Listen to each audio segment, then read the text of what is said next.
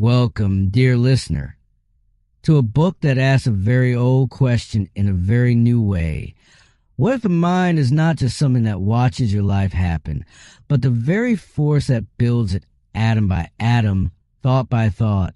The author of this work is Charles F. Haanel, a name many of you already know from his most famous work, The Master Key System, a book that quietly changed the way thousands of readers thought about success, prosperity, and the power hidden within their own minds. Haanel wrote at a fascinating moment in history, the early 1920s, a time when science was uncovering the secrets of the atom and the electron, and at the very same moment, a wave of thinkers were asking whether those same secrets might explain the power of human thought. This book, called Mental Chemistry, published in 1922, is Haanel's attempt to bring those two worlds together, the laboratory and the inner life, the chemist's bench and the human soul.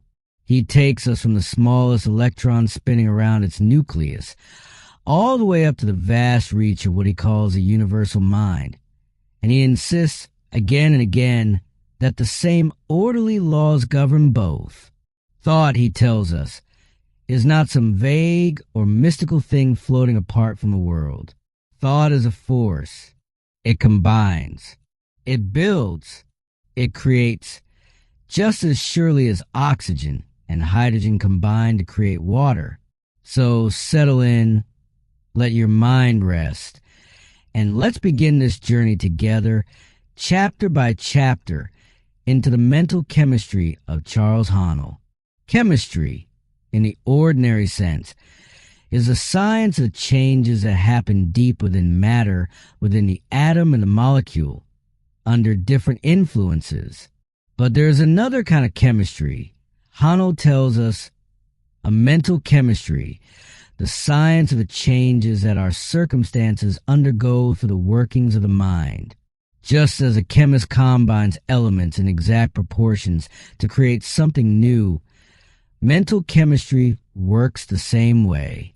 Any number can be built from 10 simple digits. Any thought can be expressed using 26 letters, and in exactly the same manner. Any condition in your life can be built through the proper combination of thought.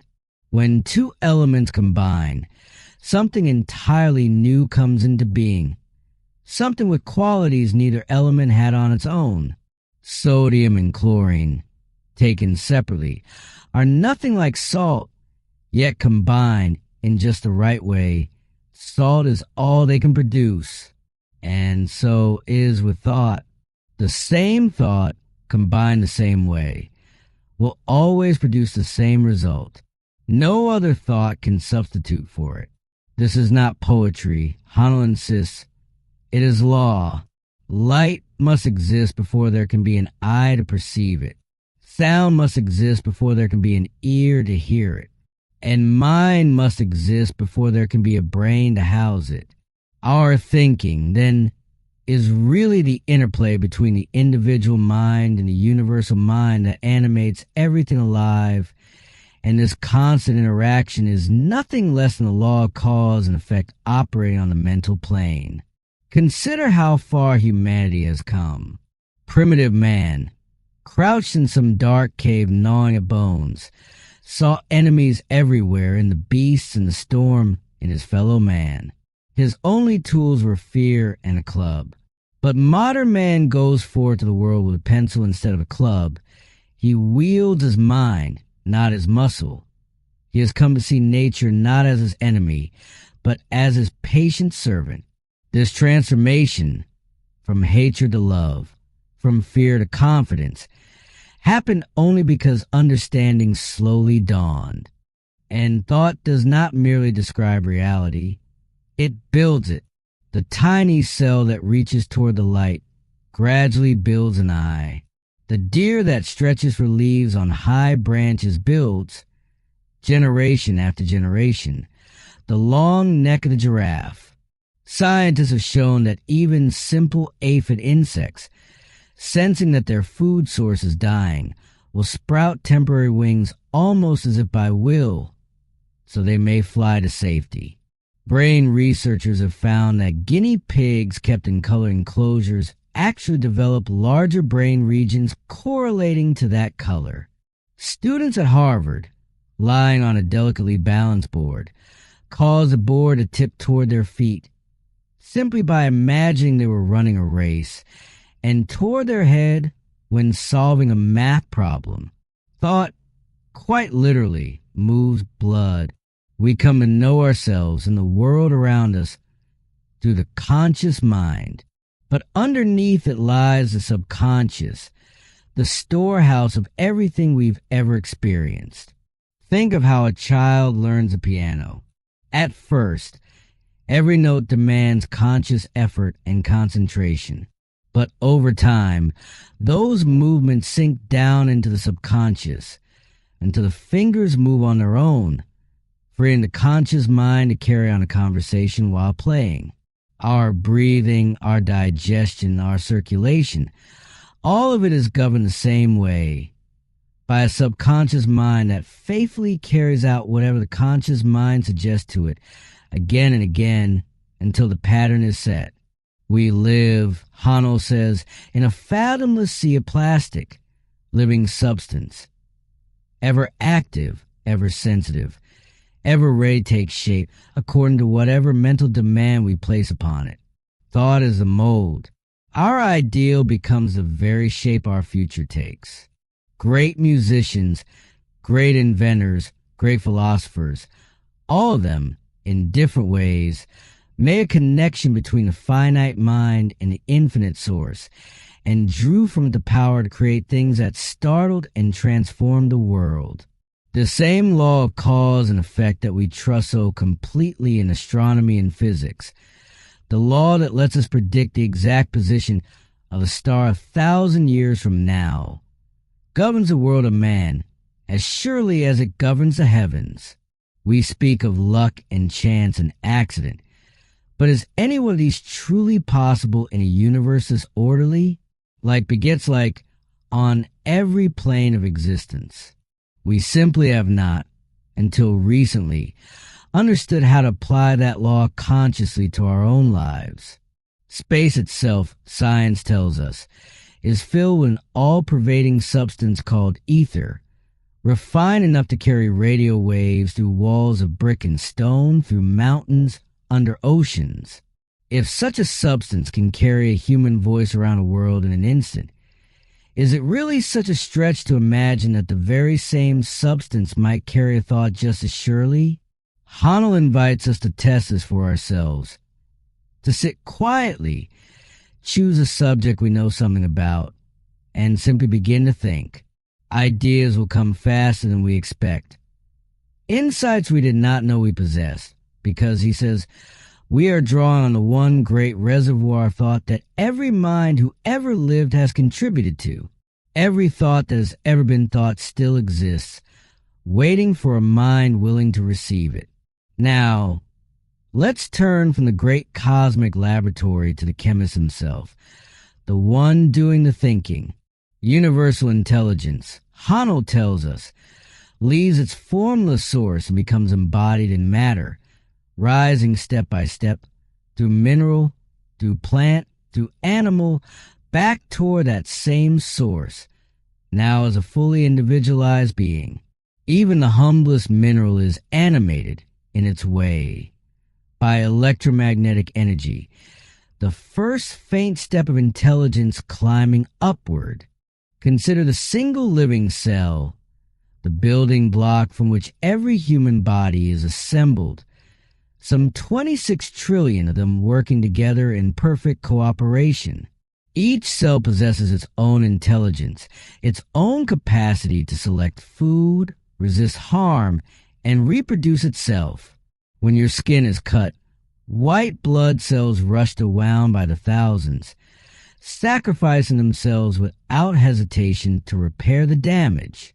Thomas Edison himself compared our bodies to a great ocean liner. The ship is not itself alive, he said. It's the countless souls within her that give her life. And when the ship is wrecked, those lives simply move on. So it is Edison believed, with the countless living units that make up a human body, when all these cells work together in harmony, we call it health. When they begin acting independently, out of tune with the whole, we call it disease. And what is the product of this vast confederation of intelligent cells, this great chemical laboratory we call the human being? It is thought. Thought rules every government, every industry, every person. Every man and every nation differs from every other only because of how they think. Thought has no material weight, and yet no one would trade away the ability to think for all the gold in the world. It must, therefore, be spiritual in nature, the one true activity of spirit itself. Deep within us lies a whole hidden laboratory, glands and secretions working ceaselessly to keep body and mind in balance. The thyroid, the pituitary, the adrenal glands, each pours a particular chemistry into the bloodstream, shaping not only our physical growth but our very temperament and mental clarity. Disturb these delicate secretions even slightly, and the whole personality can shift. This is why the great physician Sir William Osler once said that removing the thyroid gland is like cutting the oil supply to an engine. Gradually, the mind's stored wisdom becomes unreachable, and within a year, the sharpest thinker sinks into confusion. Behind our voluntary nervous system, which lets us consciously move and act, lies another system entirely, the sympathetic nervous system, centered around what is called the solar plexus, just behind the stomach. This is the true instrument of the subconscious mind. And here is something worth remembering. Emotions like fear, anger, and jealousy directly disturb the system, throwing off its careful balance and interfering with digestion, circulation, and the whole rhythm of the body. Positive emotions, by contrast, are constructive. The kind of emotional life we cultivate, then, is not a small matter. It shapes the very chemistry of our health. Let's pause here for just a moment before we move forward into the next part of this journey. If you're finding value in these ideas, in this slow, careful walk to the mind's hidden laboratory, consider subscribing to the channel. It helps this kind of work reach more listeners who are searching, just as you are, for a little more understanding of themselves and the world. Now, let's continue. There's a power, Haanel writes, sweeping through eternity itself, a living stream that carries the past forward into an ever-widening future, where cause and effect walk hand in hand. This power reaches beyond the farthest planets, beyond any beginning or ending, into an endless eternity. It shapes the sweetness of the honey and the fruit of the blossom. It measures the sweep of the stars, and it lives quietly in the sparkle of every diamond. This force is a source of perfect justice, perfect harmony, and perfect truth. It renders equal retribution, because it is oneness of purpose in every particle of the universe. We see its urge everywhere in nature. The rose is always a rose, never a violet. The acorn always becomes an oak, never a willow, and yet all draw their nourishment from the very same soil, the very same sunlight. What separates them is not the substance around them, but the nature within them, expressing itself through that one great force, the law of attraction. This law, Haanel is careful to explain, is neither good nor evil in itself.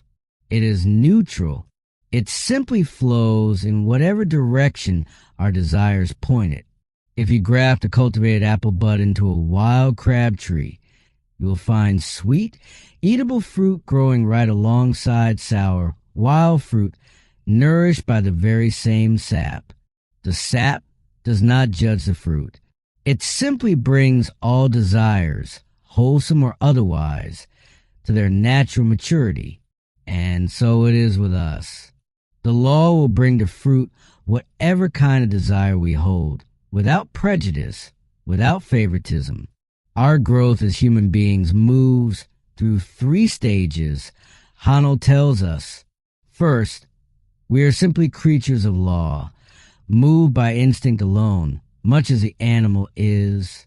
Second, we become conscious users of the law, begin to understand and direct our own thoughts. And third, we become masters of the law, fully awake to our own creative power.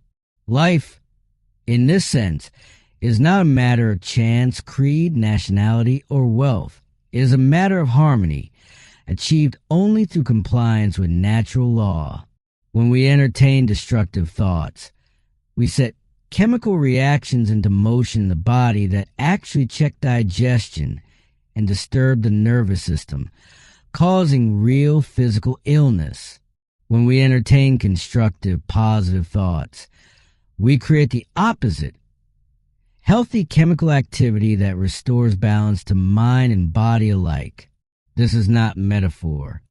Haanel insists this is chemistry, plain and simple, the chemistry of thought expressing itself through flesh and blood. Now, having spoken of attraction, let's move to the subtler question of vibration itself, how thought actually moves through the world. Before any environment, harmonious or otherwise, can take shape, some action must occur, and before any action, there must first be thought. Mind, then, is the true creative center from which every activity in our lives proceeds.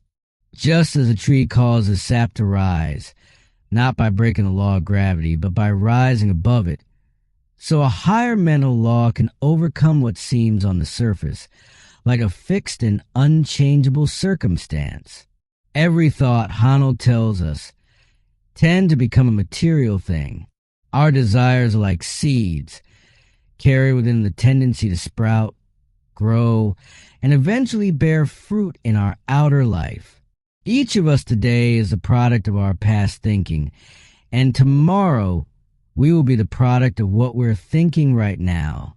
We are, whether we realize it or not, creating our own character, our own personality, and our own circumstances through the thoughts we allow to take root.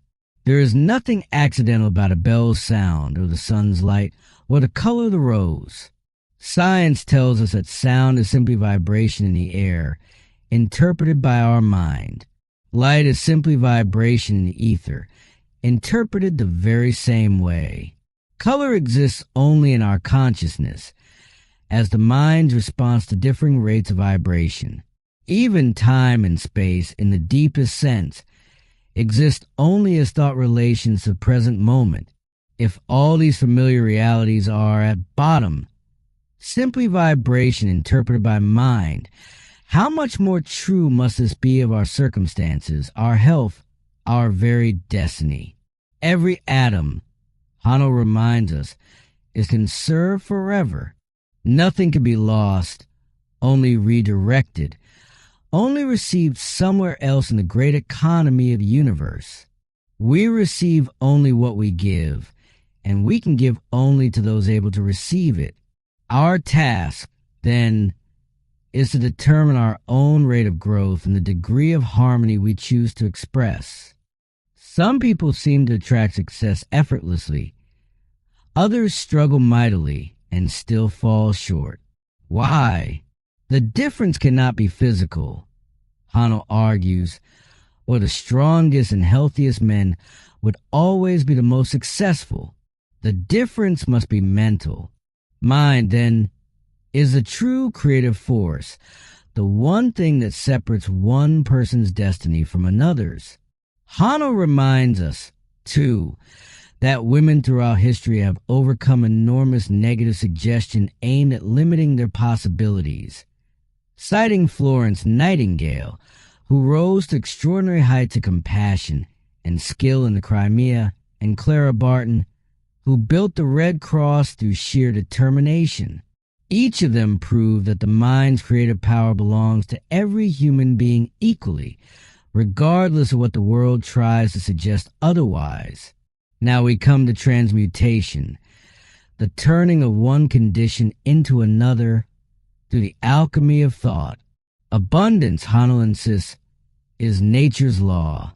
Look anywhere in the natural world, and you find extravagance, not scarcity. Millions upon millions of trees and flowers and living creatures, endlessly creating and recreating themselves. If some among us seem separated from this abundance, it is not because the supply has run dry. It is because we have not yet come into a full realization of the universality of substance and of mind as the active principle that connects us to what we desire. Consider electricity. There is no more of it in the world today than there was 50 years ago, but until someone discovered the law by which it could be harnessed, humanity received no benefit from it whatsoever. Now, understanding the law, we illuminate the whole earth with it. The very same is true of abundance itself. It is only those who recognize this law and place themselves in harmony with it, who share in its benefits. A recognition of this law of abundance develops certain qualities in us: courage, loyalty, tact, sagacity, individuality, and constructiveness. Courage, Haanel explains, is a willingness to engage in mental conflict, calm and unshaken, never quarrelsome or reckless. Accumulation is the power to reserve part of what we receive, so that we're ready to seize larger opportunities when they arrive. The railroad builder James Hill, who died leaving an enormous fortune, insisted that the true test of destiny is simple: can you save money? But Haanel points out that Hill first had to imagine that vast railroad stretching across the prairie, long before he had anything at all to save. Imagination came first. Accumulation followed. Constructiveness is a creative instinct of the mind, the ability to plan, to build, to improve, to find new ways of doing things rather than plodding along the same beaten path. And sagacity is the deep insight that lets us penetrate the heart of situation and understand how to set the right causes in motion. Haanel offers a beautiful image here. Water can exist as ice, as liquid, or as steam, all the same substance, differing only in temperature. No one would try to power an engine with a block of ice. Convert that same water into steam, and it easily carries the load. So it is with our own energy. If we want to work on the creative plane, we must first melt the ice with the fire of imagination, and the stronger that fire burns, the more powerful our thought becomes, and the easier it is to bring our desires into material form. Less than 10% of our mental activity, Haanel notes, is conscious. The remaining 90% is subconscious. Anyone who relies only on conscious thought for results is, quite literally, working at less than 10% efficiency. Those who accomplish great things are those who have learned to draw on that far greater reservoir of subconscious power. Let's move now into attainment, the actual unfolding of consciousness into visible, tangible results. The nervous system, Haanel tells us, is matter, but its true energy is mind. It forms the link between the material and the spiritual, the very gateway through which infinite power expresses itself in our daily lives. Every activity of the body, every impulse, every single thought draws upon this nervous energy. Just as a telegraph system generates and transmits electricity through wires, our nerve cells generate and our nerve fibers transmit. But the current itself is not physical at all. It is mind. We become conscious of what we possess through this nervous system, which means, quite simply, that all possession has its origin in consciousness. An infant whose consciousness is not yet developed cannot possess in the fullest sense. Consciousness increases in direct proportion to our acquisition of knowledge, And knowledge itself grows through observation, experience, and reflection. There are, Haanel explains, only two things in the entire universe: force and form. Thought is force. When we come to realize that we possess this creative power, and that we can direct it to act upon the forces and forms of the world around us, we have made our very first real experiment in mental chemistry. The universal mind, in Haanel's words, is the one substance underlying all force and all form. It expresses itself in two ways, consciously or objectively, through which we relate to the world outside us, and subconsciously or subjectively, through which we relate to the world within, though we speak of these as two separate minds for convenience. In truth, there is only one mind, expressing itself on different levels. Haanel offers a wonderful illustration here. Picture two electric wires running close together, one carrying a heavy current, the other carrying almost none. Simply through proximity, the weaker wire will pick up a small current by induction. This, he says, illustrates most people's relationship to universal mind. They are near the source of power, but not consciously connected to it. Connect that second wire directly to the first, however, and it becomes charged with as much power as it can carry. When we become truly conscious of this power within us, we become, in Haanel's phrase, a live wire, fully joined to the one great source.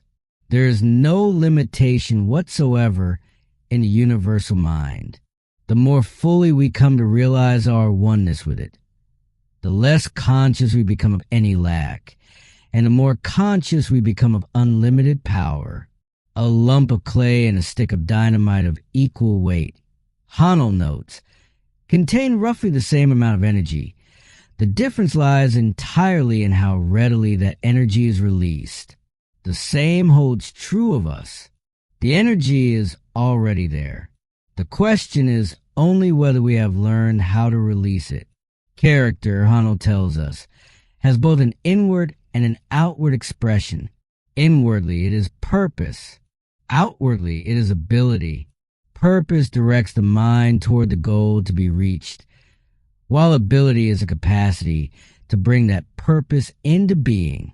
When purpose exceeds ability, we produce what Haanel calls a dreamer. When ability exceeds purpose, we produce restless, unfocused energy without direction.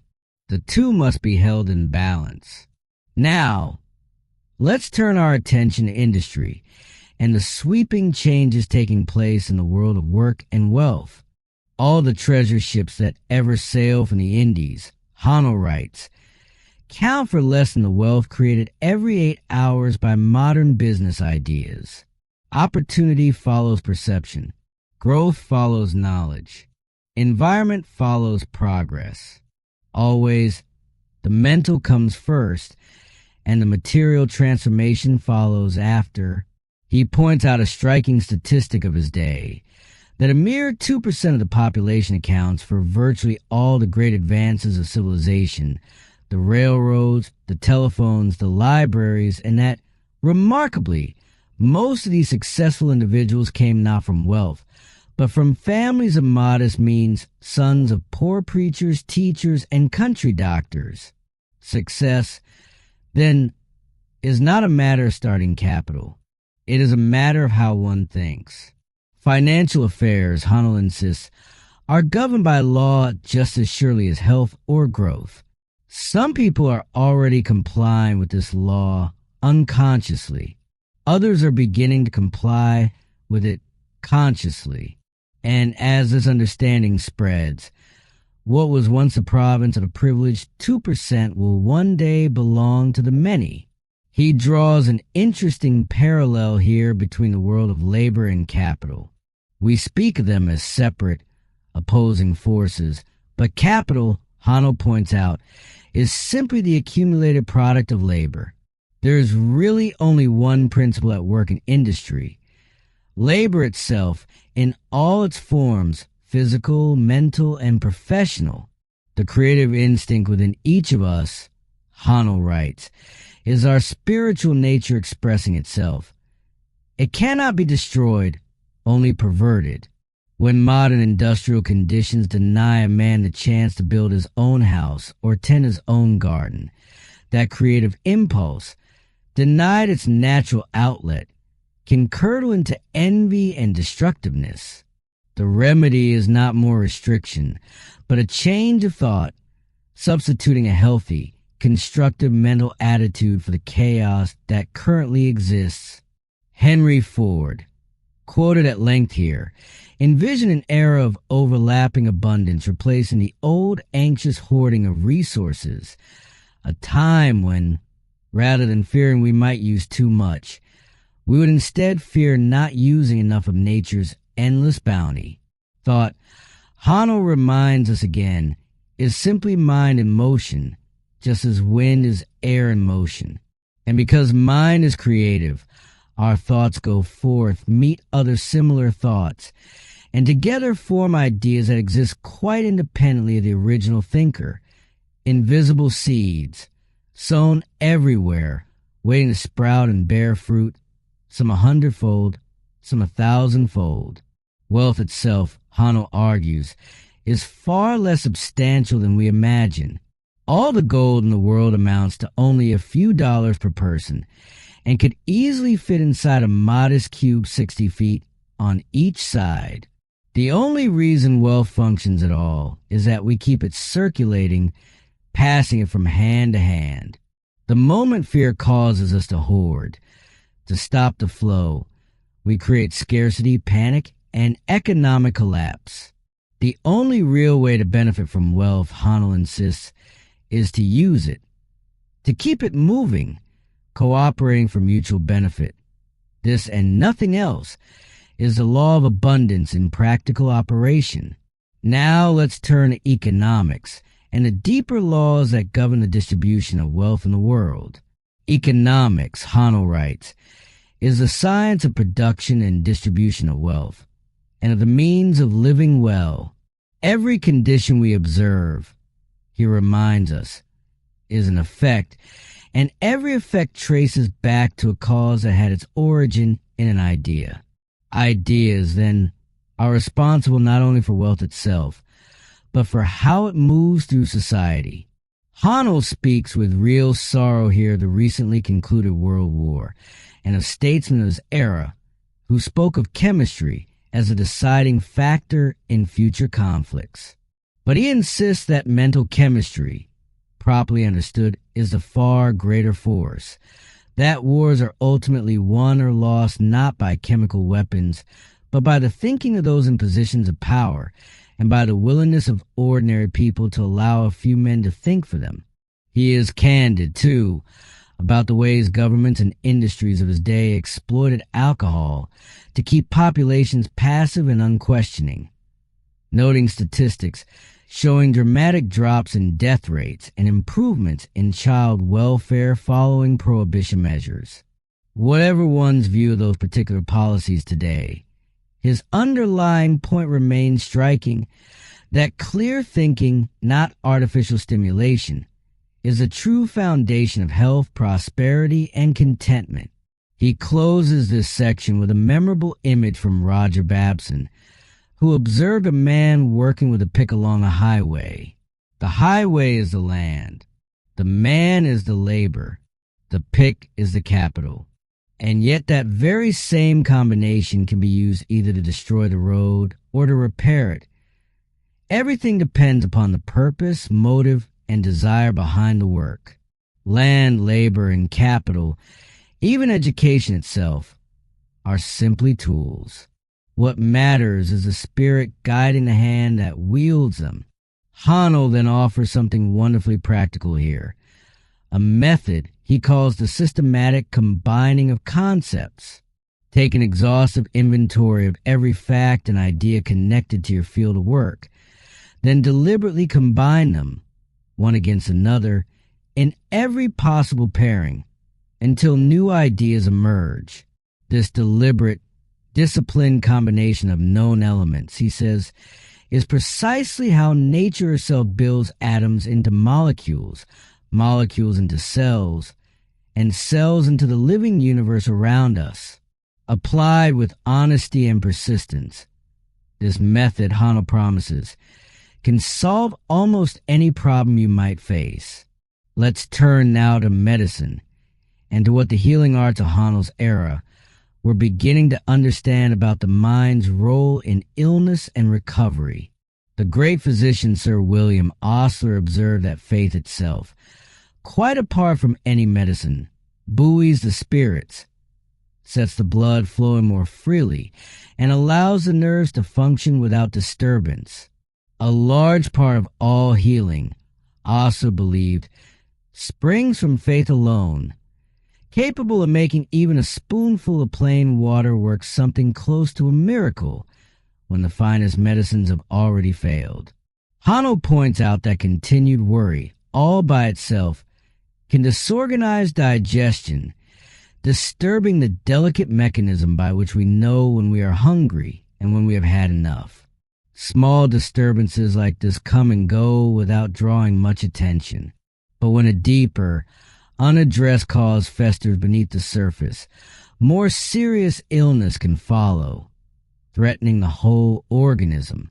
The philosophy of natural healing, as Haanel describes it, holds that disease is not some arbitrary punishment, but the natural result of having violated some law of nature, and that it can only be overcome through compliance with that same law. Disease, in this view, is simply nature's effort to eliminate what does not belong and restore normal function. Our task is not to suppress these processes, but to cooperate with them. At the very root of it all lies the question of what life itself actually is. One view holds that life is nothing more than the electrical and chemical activity of physical matter, a kind of slow, ongoing combustion. But Haanel favors a different view entirely, that life is the primary force behind all forces, flowing from a central, universal source of power, animating and warming the entire created universe. This force, whatever name we give it, God, nature, the oversoul, is a true healer working within every living cell, and all any physician can really do is remove obstructions so that this deeper power can do its own work unhindered. Let's move now into mental medicine specifically, and the remarkable work being done with suggestion as a healing tool. Thompson J. Hudson, writing on the law of mental medicine, observed that the body is made up of a vast confederation of intelligent cellular entities, each performing its function with an intelligence perfectly suited to its task. There's quite simply no life without mind, from the simplest single-celled organism all the way up to man. Whatever central intelligence coordinates all these smaller intelligences is precisely what all forms of medicine, mental or physical, are ultimately trying to support and strengthen. Haanel shares a remarkable account of a woman with symptoms of illness in seemingly every organ of her body, who tried every remedy without success, until she was given, with great ceremony and apparent authority, nothing more than a spoonful of plain distilled water, administered at precise intervals by an experienced nurse. Within 3 weeks, every symptom vanished and stayed gone. It was, he says, the mental factor alone that produced a cure. Proof, if any more were needed, that belief itself carries real, measurable, physical power. Dr. Émile Coux, the celebrated French practitioner working in Nancy, France, built an entire clinic around this very principle, treating patients for free with nothing more than carefully guided auto-suggestion. His famous phrase, repeated by patients morning and night, was simple: day by day, in every way, I am getting better and better. Coux himself insisted he possessed no healing power at all, and that every patient must find the true instrument of their own well-being within themselves. Haanel describes in vivid detail One remarkable scene from his clinic: a former blacksmith, unable for nearly 10 years to lift his right arm above his shoulder, was guided through a simple exercise of repeated affirmation. I can, until, to his own visible astonishment, he lifted that arm to full height and held it there in triumph. Cook quietly told him, "My friend, you are cured." This was not magic, Haanel insists, but a practical demonstration of a real, if still poorly understood, law of mind over body. Now let's move into a chapter Haanel calls orthobiosis, a word borrowed from the scientist Metchnikoff, meaning roughly, the art of living rightly, so that life might be lived its fullest natural measure.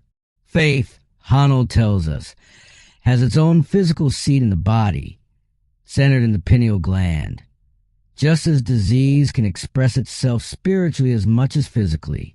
Spirit and body, he insists, are simply two parts of one glorious whole.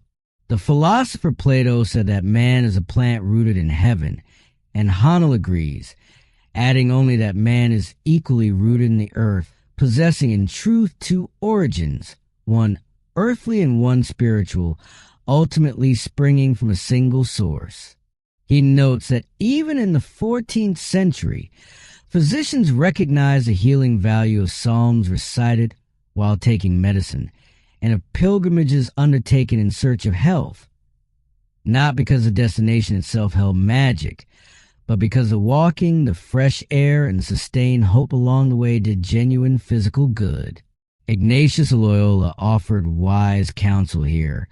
Haanel notes, "Do everything you can as though everything depended on you, and then hope for a result as though everything depended on a power greater than yourself."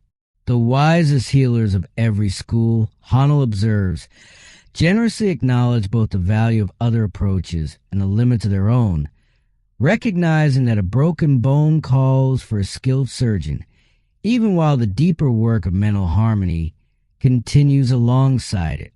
Now to biochemistry, a related but distinct science that Haanel takes up next.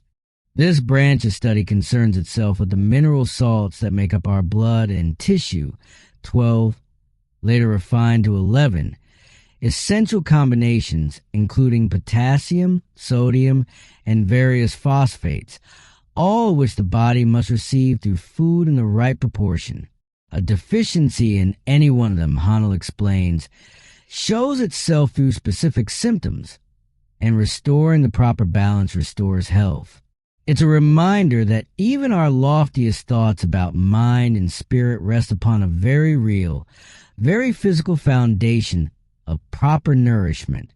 Dr. George Carey, writing on the chemistry of life, makes a striking claim here that so-called disease is not a person, a place, or a thing at all, but simply the result of a deficiency in the dynamic molecules the body needs to carry on its orderly work. Increase the rate of activity in the brain cells.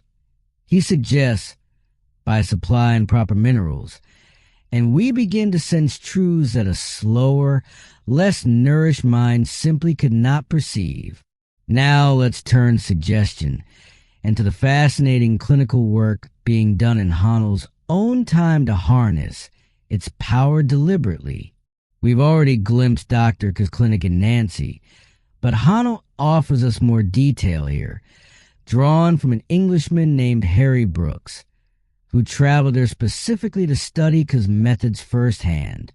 Brooks came to believe that K's discoveries might profoundly reshape human life and education, because they reveal that so much of the burden we carry through life is, in fact, of our own mental creation, and that if this is true, we hold within us the power to change it.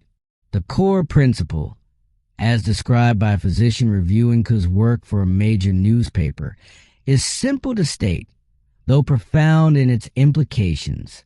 We possess two minds, conscious and unconscious. The unconscious mind acts as a faithful, obedient servant of the conscious mind, carrying out digestion, repair, and every vital function without our ever having to think about it directly. When the conscious mind forms a clear, positive suggestion and offers it to this unconscious servant, that servant sets to work carrying out the instruction without argument, without hesitation. Haanel shares another moving case here of a woman suffering years of unexplained general weakness. Through careful, gentle questioning, a psychologist discovered that certain ordinary words, spoken almost at random, caused her visible distress. The word Chinaman, the word water. Gently probing further, he uncovered two long-buried childhood memories. One of being chased by a laundryman with a knife, another of accidentally causing her own brother's drowning. He simply had her tell these stories aloud, over and over, to her nurse, day after day, until the stories became commonplace, drained of their old emotional charge. Within 60 days, she was entirely well. The forgotten wound, once brought into the light and repeated until it lost its sting, could no longer secretly poison her health. This leads us naturally into the closely related field of psychoanalysis. Nearly everyone, Haanel observes, carries some hidden fear or aversion whose true origin is lost in the shadows of childhood, what we now call a phobia or a complex. The conscious mind, protecting its own dignity, often invents some more socially acceptable explanation for a fear whose real root lies buried and half forgotten. The work of the psychoanalyst is to gently, patiently uncover that original root, and once it is exposed to conscious awareness, its grip very often simply dissolves. Dr. Hugh Patrick offers several striking examples here. A fearless prize fighter, tormented not by any physical danger, but by the secret conviction that he was losing his mind. A rugged Wyoming sheep rancher, entirely unafraid of armed cattlemen who once rode out to kill him, yet paralyzed by a hidden fear of stomach cancer. A veteran policeman who had faced gunmen without flinching, brought low by the quiet fear of being unfairly disgraced before a disciplinary board. In every case, once the true fear was named and exposed to the light of reason, the physical symptoms that had plagued them simply lifted.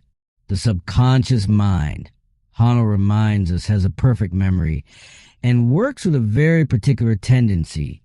Whatever the conscious mind repeatedly does, the subconscious accumulates as habit, building momentum the way stirring a tub of water builds a whirlpool. Anger, allowed to repeat itself again and again, becomes an ingrained subconscious pattern, expressing itself eventually as illness in whatever part of the body offers the least resistance. But this very same principle, turned in the other direction, becomes our greatest ally. Deliberately repeated constructive thought builds new, healthier patterns with exactly the same accumulating power. Now, let's move into psychology itself and Haanel's broader map of how the conscious and subconscious minds relate to one another. Even in the complex, orderly workings of a newborn infant's body, Haanel observes, there's clear evidence of a very high order of intelligence at work, an intelligence the baby's own conscious mind could not possibly direct or even comprehend. This is a subconscious mind operating below the surface, carrying a heartbeat, the digestion, the growth of every single cell. He offers a beautiful image to help us understand the layered nature of mind. Imagine the waves on the surface of a great lake as our many individual, personal minds. Beneath them, a body of water moving along with each wave yet merging at depth into the one great unmoved mass below, personal subconsciousness, rising ultimately from a universal, cosmic consciousness shared by all. As a child grows, Haanel notes, government of the self shifts gradually from pure subconscious instinct toward a dawning awareness of higher laws, justice, truthfulness, honesty, loving kindness, and begins more and more to be guided by them. If we consciously entertain thoughts of beauty, truth, and goodness, Haanel tells us these thoughts take root in the subconscious, and our whole experience and environment come to reflect them. But if we entertain thoughts of hatred, envy, or fear, our experience will reflect these instead with perfect and impartial precision. As we sow, so shall we reap. The law shows no favoritism whatsoever. There is in the deepest sense nothing good or evil about any circumstance in itself. It is our thinking that makes it so. Now let's turn to metaphysics, where Haanel takes up some of the largest questions of all. Creation, he tells us, is simply the art of combining forces that have a natural affinity for one another in exactly the right proportion, just as oxygen and hydrogen, both invisible gases, combine to produce visible water. A single thought, sent forth from the thinker, meets other thoughts of similar character, and together they form a kind of nucleus, drawn to itself from a formless energy in which all things are held in solution, whatever is needed to clothe that thought in tangible form. He quotes the great Russian writer Tolstoy here, who observed that reason is becoming ever more audible to humanity, that people were once told simply to believe without questioning, yet found that others believed entirely different things, and so were forced in the end to use reason itself to decide which belief truly deserved their trust. Radio technology, still marvelously new in Haanel's day, offered him a perfect illustration, setting certain electric vibrations in motion which travel invisibly through the ether and record themselves faithfully on some distant receiver. Just as hypnotism demonstrates one mind's power to influence another through subtle vibration and suggestion, so too, Haanel argues, does thought itself travel and take effect through the same subtle, universal medium. Wisdom, in his definition, is simply the right use of knowledge to bring about harmony, happiness, ease, and health. The whole purpose of metaphysics, he tells us, is to bring a person into true and accurate understanding of their relationship with the world they live in and help them gain rightful dominion over what is truly theirs to claim. And now, let's turn to philosophy, where Haanel draws together the threads of science and spirit into a single unified vision. Physical science, he notes, has resolved matter into molecules, molecules into atoms, and atoms into pure energy. And here, quoting a prominent scientist of his day, he takes the final step. This energy itself, in its ultimate essence, may be incomprehensible to us except as a direct expression of what we call mind or will. Science and religion, Haanel insists, are not opposed to one another at all. Properly understood, they arrive from entirely different directions at exactly the same destination. There is in this vision one infinite wisdom that has planned and balanced every part of the universe so perfectly that no friction remains. One infinite that has fixed the laws governing every force, unchangeable and eternal. And one infinite power that sustains and moves everything, never wearying. Science, Haanel writes, has no simpler name for this trinity of wisdom, will, and power than the word God. Mind, he tells us, is present even in the very simplest forms of life, in the humble protoplasm of a single cell, which already perceives its surroundings, initiates its own motion, and chooses its own food. As organisms grow more complex, their cells specialize, working together, each still showing genuine intelligence. Even matter itself, once thought permanent and indestructible, has been found, through the discovery of radioactivity, to be constantly changing, forever radiating its smallest particles into space. What, then, truly directs and shapes this endless flow, deciding what form will ultimately take. Mind, Haanel answers simply. Mind is a director, and this act of direction is precisely what we mean by creation.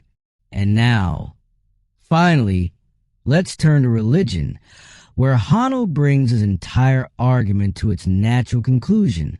Destiny, for both nations and individuals, he tells us, is shaped by the deepest and most fundamental of forces, how people regard one another, what ideals and motives quietly guide their actions. What people truly believe about the lasting concerns of life matters more, in the end, than any passing news or upheaval. He notes with real hope that traditional religious teaching was, in his time, being simplified and made more compatible with modern scientific understanding, no longer requiring believers to choose between faith and reason, but inviting both to walk together. Whatever we hold steadily in our consciousness, Haanel writes, eventually becomes impressed upon the subconscious, forming a pattern that creative energy will faithfully weave into our life and our surroundings. This, he says, is the true secret behind the power of prayer. Since the universe is governed by consistent law, if prayer has ever truly been answered, it will always be answered whenever the proper conditions are met. This understanding, he insists, does not diminish faith. It lifts prayer out of the realm of superstition and places it at last on the firm and reliable ground of genuine law. The creative principle of the universe, Haanel is careful to say, does not play favorites and cannot be bribed, flattered, or manipulated by pleading. But when we come to understand our own deep unity with this principle, we find ourselves quite naturally in harmony with the very source of all wisdom and power. He closes with a reflection on love itself, which St. John called simply the nature of God.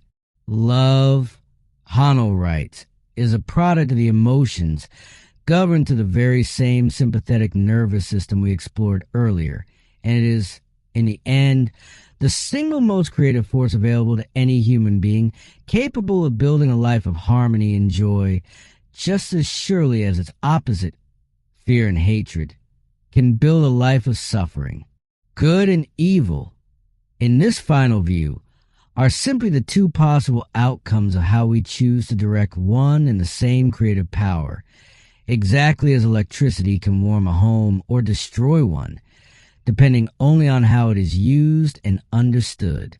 And with that, dear listener, we come to the close of Charles Haanel's Mental Chemistry, a book that asked us, from its very first page to its last, to consider one simple but enormous possibility, that the mind is not a passive witness to life, but its true chemist, combining, day by day, the very elements of our health, our fortune, and our happiness. We've traveled together from the electron to the infinite mind, from the beating heart of a single cell to the vast, orderly harmony of the stars, and everywhere along that path, we found the very same message waiting for us. Thought is creative. Thought is law, and the same patient, exact, and impartial law that governs the atom governs the human soul as well. If there is one idea to carry with you from everything we've shared today, let it be this. You are, whether you have realized it before now or not, already a chemist, working quietly in a laboratory of your own mind, day and night, combining thought with thought, and producing from that combination the very life you are living. Haanel's invitation to us, across the century that separates his time from ours, is simply to become a conscious chemist rather than an unconscious one, to choose, deliberately and with understanding, the elements we allow into that laboratory. Thank you so much for spending this time with me and with Charles Haanel. If these ideas gave you something to sit with, something to carry into your own day, please consider subscribing to the channel. so you never miss the next journey we take together into the great books of thought and mind. Until then, take care of your own inner chemistry, and I'll see you in the next one.